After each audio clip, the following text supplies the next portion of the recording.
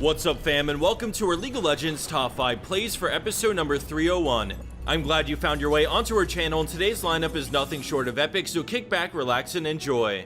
Charming his way into our number 5 spot, we have a beautiful play sent in by Maokai playing Rakan. The dragon's secured and they're on their way out, but the enemy bard looks for a tempered fate, forcing them to slam on the brakes and turn around. Rakan charges forward with his ultimate, charming each enemy before sending them airborne for Yasuo to come in with last breath. The ult from Gangplank was sprinkled on top, and thanks to the mini Wombos set up by Rakan, his team gets the 4-for-0 after taking the dragon.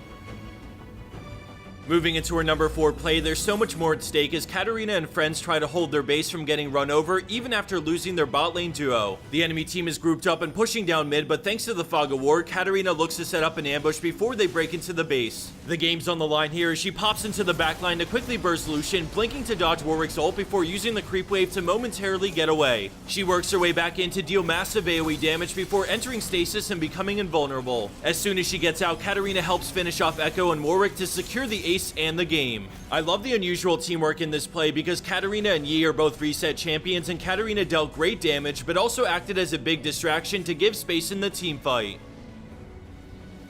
Our next play was sent in by Dumbledore on Maokai, who has a couple of traps up his sleeve as he lures the enemy team into the jungle. He's up next on the chopping block as they start to file in but get chipped down by a Q and a couple of saplings. He has one final trap waiting, and Yasuo takes the bait, getting one shot by Maokai and his little minions. With the ultimate still rolling out, he flashes in on Caitlyn, knocking her forward and in line with Braum's ult. They stay on the outskirts of the Nunu ult while sitting on a Mumu, but they end up splitting off in different directions. Regardless, when the redemption begins to channel, they both group up and pile on the mummy to burst him down. Let's follow Maokai because he sees the potential to finish off the Nunu after slowing him down, and eventually he's gonna catch up. As soon as it's off cooldown, Dumbledore twisted advances forward to secure another kill before immediately collapsing on Lissandra with a sapling toss into blue smite to catch up. Lissandra's out of luck and seals her own fate within the Zhonya's as they take the ace right after and push mid. Our next play showcases the potential of the reworked secret weapon, and this is do or die. The enemy team is coming to end the game because 2 major carries are dead. He winds up the elastic slingshot and pulls the trigger, flying in on 3 before activating Let's Bounce to group up the entire team deep under the tower so Riven can come in guns blazing. They all desperately try to retreat, but the repositioning from Zack's ult was way too strong.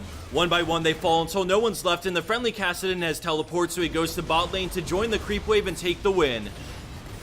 And for our number 1 pro play for this week, we have a lightning fast play, so don't blink because you won't want to miss it. Keep your eyes on the Lee Sin, who gets the ball from Orianna and goes in, war jump flash kicking Jhin into the rest of his team thanks to the shockwave. That wombo was perfect, so let's run it back one more time. The bullet time ripping through them at the same time the Orianna ult hits, allowing Lee Sin the 5-man kick and instant ace.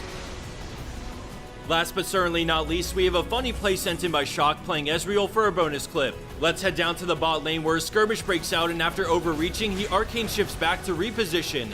To his death. Poor Ezreal gets pinned against the wall by one of his own caster minions, and the tilt ensues.